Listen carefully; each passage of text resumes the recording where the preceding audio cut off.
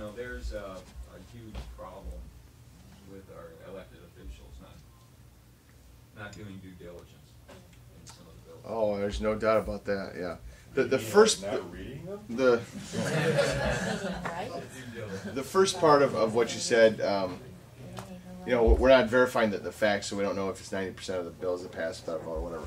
But all I can say is we really have to go back to the previous part of our discussion where we identified the fact that we have a republic. It's not a democracy. It's not some other entity, some other system of governance. It's a republic. And in a republic that cedes its power to the states, the only form or the only methodology, the only philosophy of governance that works in that environment is conservatism. And when you try to introduce a foreign type of governance there, something that doesn't work, something that's not designed to work in a limited central government that grows the size of government, that's when you lose sight of exactly what you're talking about.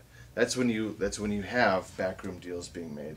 That's when you have a lack of accountability. That's when you have a lack of leadership ultimately, because it's not conducive to successful leadership. It's not conducive to success. Period. It gets right back to doing what we have to do, taking the hard right over the easy wrong, making sure that we always have people who are willing to go to Washington, shrink the size of government, fight fraud, waste, and abuse. It has to be, otherwise, you know, the republic that we know, the republic as we know it, will be eternally threatened. There's a great deal of money that comes from Washington back to the states. It's just a transfer, and so often, at least in our area, you know, there'll be there's a federal grant for X project. Yeah. Oh, it's not going to cost us anything. Yeah, right.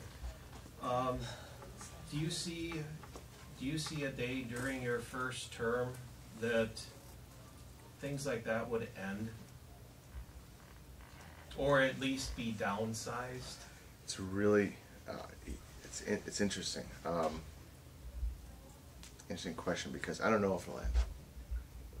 I'll do my best to make it end, and the way I can make it end is by informing all of you. I committed in a video that we shot a few weeks ago that's going to be coming up on our website in a few weeks, that we've got all this technology out there right now that just can serve wonderful purposes. One of the outlets we have to get back to the people is Twitter. Right now, Twitter is not going to change the world, but Twitter can take a few bricks out of the wall it's being built between you and your government right now. And I committed that I would tweet 3 times a day so you'd know what's going on. Right? It may seem like small stuff, but if I'm tweeting telling you that these backroom deals are being done, or that people are about to pass, Congress is about to pass a bill that has all this pork and earmarks in it, that's coming back to our state or somebody else's state, you're going to know about it. Transparency then is not a dirty word. It's not a buzzword. It's reality. And Twitter is just one example I'm using in this conversation here.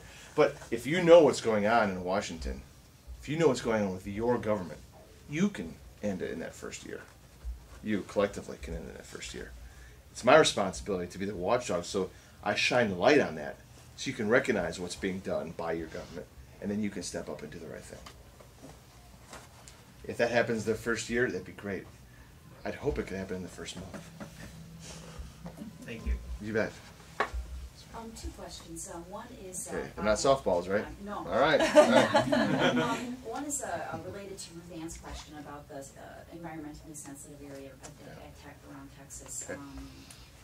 Would you support then the drones to fly over the United States, maybe to help with illegal immigration? Yeah. And then the second question would be, do you think that we'll ever be able to get back to where the senators actually write the legislation instead of these, like a Powell writing the stimulus bill?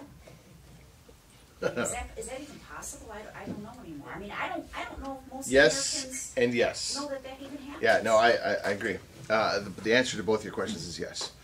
Again, for the reasons we said before, if it can happen, if it needs to happen, it can happen here. I think drones, predator drones, are perfectly fine to use, for surveillance on the border. But I also support a cutback on this PC analysis of a certain area of land being considered environmentally sensitive. If you applied some of the thought process and logic that the bureaucrats use in Washington to just about everything, you could deem literally the parking lot out here environmentally sensitive. It's you know, I said that before and I wasn't joking. You really can. You can find something wrong with just about everything. At some point, we gotta realize that the threat of illegal immigration, the threat posed to Americans, their lives, their life, liberty, and pursuit of happiness, it's much greater than a tract of land that will recover at some point. My major, my degree from West Point is in environmental science with a concentration in environmental engineering. Hence the hydrology nerd.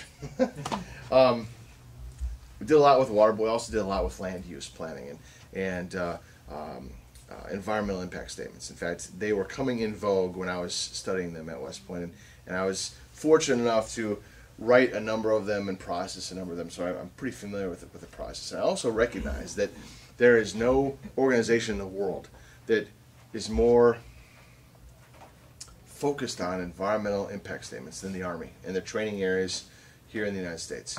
And I also know that based on just the natural recovery cycles that the land goes through, you can roll a tank over a lot of land over a long time and it's still going to be just fine. I can't imagine that people running on tennis shoes across a border is going to cause a bigger problem to land than a tank could. Call me crazy. There's a little bit of difference in weight, a little bit of difference in traffic volume, and so on. But I think that we can probably get past that with a little bit of logic, a little bit of common sense.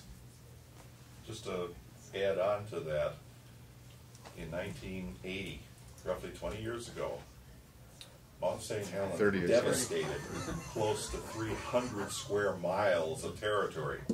Today, that area is considered a pristine wilderness.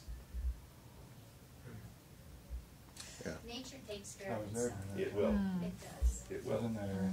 Yeah. It was fun. After the last softball, I gotta try to come up with a buffer. All right. All right. I'm disappointed in you, Jim. Yeah. We talked earlier about incentives for people coming across our borders. Mhm. And one of the toughest ones, and I don't even know what the answer I would say this is, but we have drug traffic coming into this country. And there has been years and billions of dollars spent on trying to stop it. And War on drugs, it directly correlates to crime and kidnappings and other things.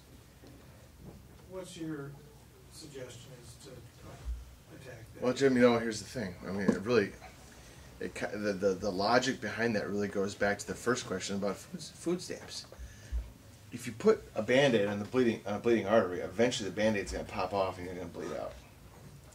A war on drugs is nothing more than a Band-Aid on a bleeding artery. There are issues below the surface of that are really the root cause of the drug problem we have in the United States. If we take care of those issues first, the drug problem will take care of itself. And now the drug problem comes from a number of different sources, but a primary one, of course, is illegal immigration. As far as there's a certain group of libertarians that are talking about legalizing drugs. Yep. I'm not. We reduced got rid of prohibition of Mhm. alcohol. Yeah. Where do you stand on that? I don't think we should legalize drugs. There you go. There's nothing to expand on there. I don't think we should.